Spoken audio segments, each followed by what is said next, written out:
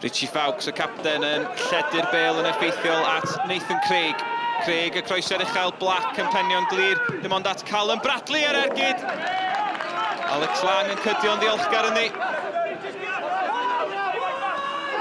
Evans a Alex Jones yn brwydro'n nghanol cae ac mae'n dacl ffyrnig gan Alex Jones.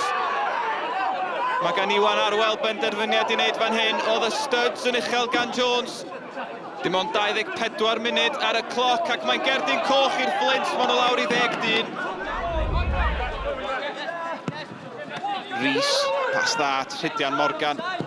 Morgan yn anelu at Hulbert, y bêl yn syrthio at Warman yn sgwario'i. Ac dyma Ollie Hulbert drwy goesau ben mar i gefn y rhwyd. Wel, yn amheuaeth am gam sefyll yn fan hyn, mae'r llima'n di godi. Oedd Kyle McCarthy yn sefyll o flaen y golwr ac felly'n cam sefyll. Wel, mae'r gol yn mynd i gael ei chaniatáu. Ac mae'r Met ar y blaen wedi 73 o funudau. A tîm rheoli'r Fflint yn methu credu'r penderfyniad. Ac mae Niall McGuinness yn mynd i weld cerdyn coch am ei brotest.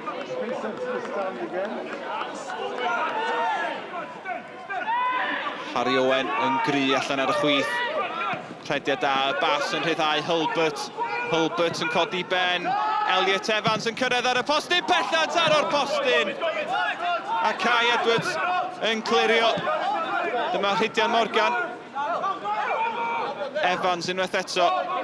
Bêl gan Rhys, chydig o le gan Dylan. Rhys ar ergyd, Danby. Cael llaw gry at y bêl. Gwaith da gan y golwr profiadol. Yn siwrs gath o gyffyrddiad lleiar hon hefyd. Yeah, very pleased. Never easy to come up 4 hours north to Fflint and on a difficult day and put a performance in, which is what we did. We had a really positive performance last week against TNS and we asked the players to take that into today and I thought we did it. And it got a bit messy at times. Maybe that's not the players' fault, but it got messy. But we got the goal that we wanted and really looked comfortable second half.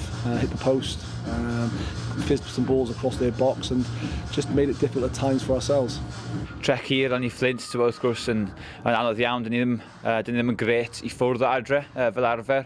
Ond, hapus iawn i ddweud gwir. Nath nhw lawr i 10-1 ar ôl, dwi'n siŵr hanner awr yn siŵr, a wedyn nath nhw'n anodd. Nath nhw'n neud i'n anodd iddyn ni. Ond oedd neis fod nôl ar y pitch. A fi'n credu nath i chwarae'n dda yn ai hanner. A fi'n credu heiddiannol o ennill y gêm.